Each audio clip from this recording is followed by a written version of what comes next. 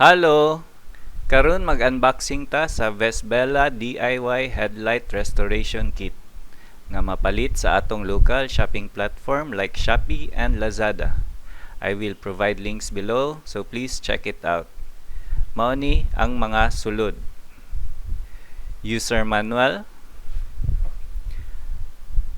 Naapod dayon tay 2 sets of polishing compound. Actually, isa lang ang atong magamit ani for both headlights.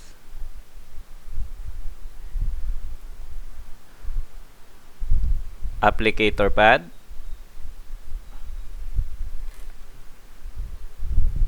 buffing pad, and masking tape. A very low quality masking tape, so pag andam na lang mo extra. M10 thread adapter, UV protective liquid 2 sets. Again, isa lang magamit nato ani for the whole headlight. No need to waste and put lots of product. Ato ni i-apply using the applicator pad. Mani sila ang pares.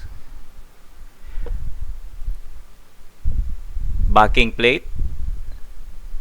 Dinhi nato i-bolt ang M10 thread adapter para ma-attach nato sa atong driller. Like this. And lastly, ang first step, 6 pieces sanding discs with 3 different grits. 800 grit, 2 pieces. Panaog dayon ta sa 1200 grit, also 2 pieces.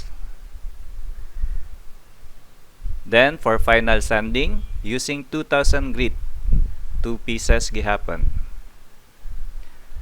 On my next video, I will show you how to use the product and restore our yellowish, oxidized, ugly headlight from this to this.